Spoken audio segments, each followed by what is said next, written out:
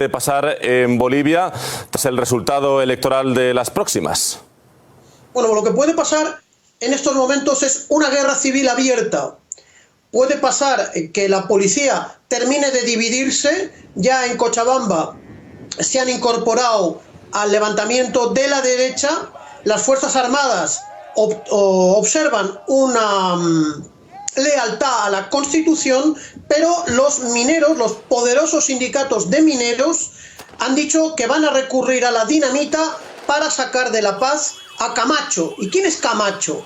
Es el hijo político de un peligroso nazi croata, no estoy exagerando, de la familia Marinkovic, que salió de Croacia después de la Segunda Guerra Mundial.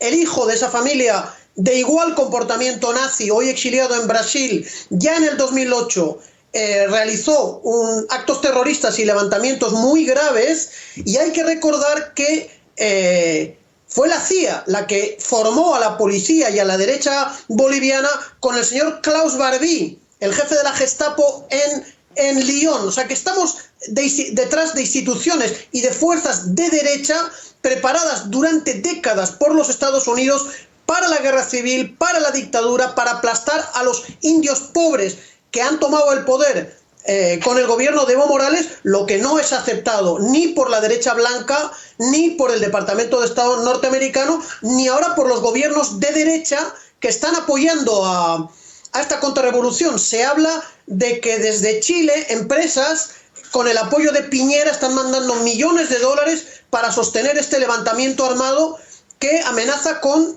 dividir el ejército, dividir la policía, generar una guerra civil abierta, porque los indios ya no se van a dejar pisar por los blancos racistas estos, nazis y extranjeros. José Antonio Ejido, analista, le agradezco